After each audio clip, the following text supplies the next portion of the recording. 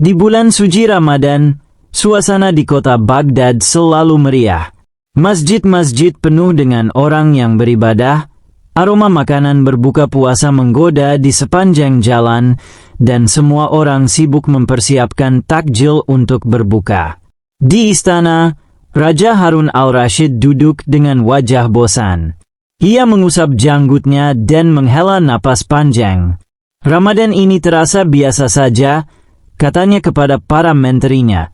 Aku ingin sesuatu yang berbeda, sesuatu yang bisa menghiburku.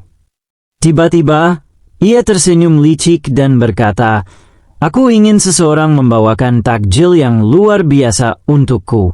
Takjil yang tidak masuk akal, yang jika orang mendengarnya, mereka akan terheran-heran. Para menteri saling pandang dengan bingung.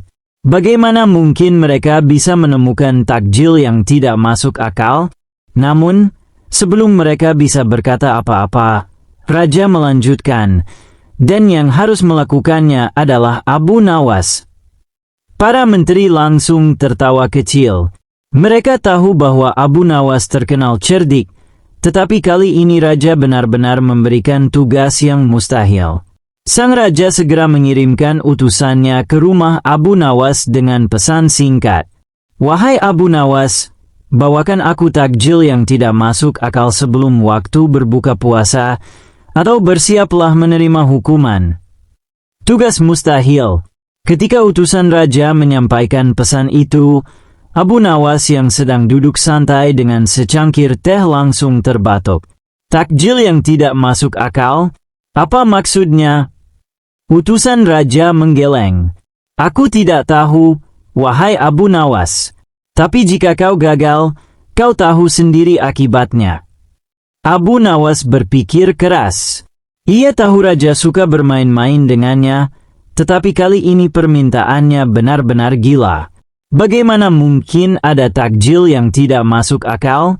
Setelah termenung sejenak, ia tiba-tiba tersenyum. Baiklah. Aku akan membawakan takjil yang paling tidak masuk akal yang pernah ada. Takjil ajaib Abu Nawas. Saat matahari hampir tenggelam, Abu Nawas tiba di istana dengan sebuah nampan tertutup. Para menteri dan pengawal Raja berkumpul untuk menyaksikan kejutan ini. Raja Harun al-Rashid duduk di singgasananya dengan penuh antusias. Nah, Abu Nawas, apa yang kau bawa untukku? Dengan senyum lebar, Abu Nawas meletakkan nampan itu di hadapan Raja dan perlahan membuka penutupnya. Semua orang menahan napas, penasaran dengan takjil ajaib itu. Namun, ketika tutup nampan diangkat, semua orang terkejut. Isinya adalah sebongkah batu dan sehelai bulu ayam. Ruangan mendadak hening. Para menteri melongo, pengawal saling pandang, dan Raja mengernyitkan dahi. Abu Nawas, seru sang Raja, apa maksudnya ini? Kenapa kau membawakanku batu dan bulu ayam untuk takjil? Abu Nawas tetap tenang dan tersenyum. Wahai Paduka, bukankah kau meminta takjil yang tidak masuk akal? Iya, benar. Tapi ini benar-benar tidak masuk akal. Nah, itulah jawabannya, Paduka, kata Abu Nawas. Takjil ini begitu tidak masuk akal, sehingga tepat seperti yang kau minta. Lagi pula, siapa yang bisa makan batu atau bulu ayam sebagai takjil? Para menteri dan pengawal tertawa terbahak-bahak. Raja sendiri sempat terdiam, tetapi tak lama kemudian ikut tertawa keras. Hahaha, aku akui, Abu Nawas, kau berhasil lagi mengelabuhiku. Namun, Raja tidak ingin kalah begitu saja.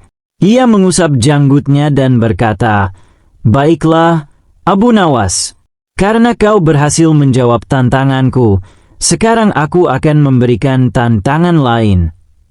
Teka-teki menjebat. Raja melipat tangannya dan berkata, Abu Nawas, aku akan memberimu 3 teka-teki. Jika kau bisa menjawab semuanya dengan benar, aku akan memberimu hadiah besar. Tetapi jika kau gagal, kau akan dihukum. Abu Nawas mengangguk percaya diri. Aku siap, Paduka. Raja tersenyum dan bertanya, 1. Apa yang ada di dunia ini tetapi tidak ada di surga? Abu Nawas tersenyum. Itu mudah, Paduka. Jawabannya adalah kemiskinan. Di dunia ini ada orang miskin, tetapi di surga semua orang kaya dengan kenikmatan. Raja mengangguk kagum. Jawaban yang cerdas. Baiklah, pertanyaan kedua. 2. Apa yang semakin besar jika dibagi? Para menteri mulai berpikir keras. Tetapi Abu Nawas dengan tenang menjawab, ilmu, Paduka. Semakin banyak kita berbagi ilmu, semakin bertambah ilmu itu. Raja kembali terkesan. Luar biasa. Tapi ini pertanyaan terakhir, dan ini yang paling sulit. 3. Apa yang bisa naik tetapi tidak pernah turun? Semua orang menunggu jawaban Abu Nawas dengan penuh penasaran. Abu Nawas tersenyum dan berkata, usia, Paduka. Usia seseorang selalu bertambah, tetapi tidak pernah bisa berkurang. Raja terdiam beberapa saat, lalu tiba-tiba tertawa keras. Hahaha, Abu Nawas, kau benar-benar tidak terkalahkan. Ia bertepuk tangan dan berkata kepada pengawal, beri Abu Nawas hadiah yang besar. Dia telah berhasil menjawab semua tantanganku dengan kecerdasan dan kebijaksanaan. Akhir yang bahagia. Abu Nawas menerima hadiah emas dan permata sebagai tanda penghargaan dari raja. Ia pulang dengan senyum puas, sementara seluruh istana masih tertawa mengingat kejenakaan dan kecerdasannya. Sejak saat itu, setiap bulan Ramadan, raja tidak lagi meminta hal yang aneh-aneh. Sebaliknya, ia lebih fokus pada ibadah dan membantu rakyatnya. Sementara itu, kisah Abu Nawas dan takjil ajaibnya menjadi legenda yang diceritakan turun-temurun, mengajarkan bahwa kecerdasan dan kebijaksanaan bisa menyelesaikan masalah dengan cara yang unik dan menghibur. Di sebuah kota di negeri Persia, suasana Ramadan selalu semarak. Orang-orang berpuasa dengan penuh keimanan, masjid-masjid dipenuhi doa, dan pasar-pasar ramai menjelang waktu berbuka. Namun, di antara hiruk-pikuk itu, ada seorang pedagang nakal bernama Mufid yang berjualan makanan di siang hari, terang-terangan tanpa rasa malu. Mufid adalah seorang penjual roti yang licik. Ia tahu bahwa banyak orang berpuasa, tetapi ia tetap nekat berjualan dengan berbagai cara. Kadang ia membuka tokonya dengan tirai tertutup, kadang ia menjual makanan dengan isyarat diam-diam. Bahkan, ia memiliki pelanggan tetap yang sengaja datang untuk makan secara sembunyi-sembunyi di belakang warungnya. Penduduk kota mulai resah. Mereka tahu bahwa berjualan makanan di siang hari saat Ramadan adalah perbuatan yang tidak menghormati mereka yang berpuasa. Namun, mereka juga tahu bahwa Mufid adalah orang yang cerdik dan tidak mudah ditipu. Oleh karena itu, mereka sepakat untuk meminta bantuan Abu Nawas. Laporan ke Abu Nawas. Malam itu, setelah salat tarawih, beberapa warga mendatangi rumah Abu Nawas. Mereka mengetuk pintunya dengan penuh harap. Wahai Abu Nawas yang bijaksana, kami datang dengan sebuah masalah besar, kata seorang lelaki tua. Abu Nawas yang baru saja menyelesaikan makan malamnya tersenyum dan mempersilakan mereka duduk. Apa yang terjadi? Mengapa wajah kalian tampak cemas? Lelaki tua itu pun menjelaskan bahwa Mufid berjualan di siang hari saat Ramadan tanpa rasa malu. Kami ingin menghentikannya, tetapi dia selalu punya alasan dan trik untuk mengelabui kami. Kami khawatir jika dibiarkan, dia akan merusak suasana Ramadan di kota kita. Abu Nawas mengelus janggutnya sambil berpikir. Ia lalu tersenyum lebar. Ini perkara yang menarik. Serahkan masalah ini padaku. Rencana Abu Nawas. Keesokan harinya, Abu Nawas mengenakan pakaian seperti orang biasa dan berjalan menuju toko Mufid. Ia melihat bahwa toko itu tampak tertutup sebagian, tetapi dari celah-celah kain penutupnya, aroma roti panggang yang harum menggoda selera tercium jelas. Abu Nawas mengetuk pintu dan berbisik, "Assalamualaikum, wahai Mufid." Mufid membuka sedikit tirai dan melihat seorang pria berjanggut dengan pakaian lusuh. Ia tidak mengenali bahwa itu adalah Abu Nawas. "Apa kau ingin membeli sesuatu, wahai kawan?" tanya Mufid dengan suara lirih. Abu Nawas mengangguk dan berbisik, "Aku sangat lapar. Aku ingin membeli roti dan makan di sini. Tapi tenang saja, aku bukan orang yang suka melapor." Mufid menyeringai puas. "Baiklah, masuklah." Abu Nawas masuk ke dalam toko yang remang-remang. Ada beberapa orang lain yang juga sedang makan dengan sembunyi-sembunyi. Mufid menyajikan roti panas dan segelas susu untuknya. Ketika Abu Nawas hampir menggigit rotinya, ia tiba-tiba menghentikan tangannya dan berkata, "Tunggu sebentar, aku punya pertanyaan untukmu, wahai Mufid." Mufid mengerutkan dahi. "Apa pertanyaanmu?" "Apakah roti ini dibuat dari tepung terbaik?" tanya Abu Nawas. "Tentu saja, aku hanya menggunakan tepung pilihan," jawab Mufid dengan bangga. "Bagus," kata Abu Nawas. "Apakah air yang kau gunakan adalah air bersih dari mata air yang jernih?" "Tentu, aku tidak pernah menggunakan air kotor," jawab Mufid lagi.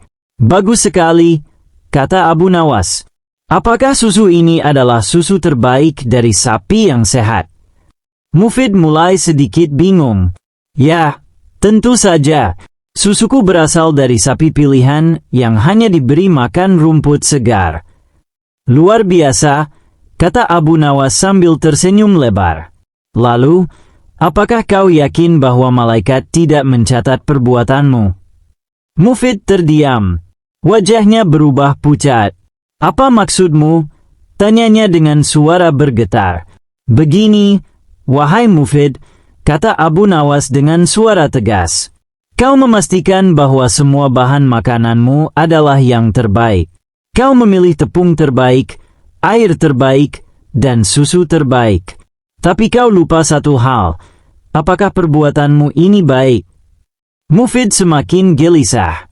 Para pelanggan di toko itu mulai melihat satu sama lain. "Kau menjual makanan di siang hari saat Ramadan, tanpa peduli dengan mereka yang berpuasa," lanjut Abu Nawas. "Kau berpikir bahwa manusia tidak melihatmu, tetapi apakah kau yakin bahwa Tuhan tidak melihat?" Mufid kini berkeringat. Aku hanya ingin mencari rezeki." "Rezeki yang halal, wahai Mufid, bukan rezeki yang didapat dengan cara merusak ibadah orang lain." Mufid menundukkan kepala. Ia merasa malu dan bersalah. Para pelanggan lainnya pun satu persatu meninggalkan tempat itu dengan wajah tertunduk. Abu Nawas berdiri dan berkata, "Ramadan adalah bulan keberkahan. Jika kau ingin mencari rezeki, lakukanlah dengan cara yang benar. Jangan menjadi pedagang yang nakal." Mufid mengangguk pelan. "Aku mengerti, wahai Abu Nawas. Aku telah salah. Aku berjanji, mulai sekarang aku tidak akan lagi berjualan di siang hari saat Ramadan." Akhir yang bijaksana. Keesokan harinya, toko Mufid tetap buka, tetapi kali ini ia menjual makanan hanya menjelang waktu berbuka puasa.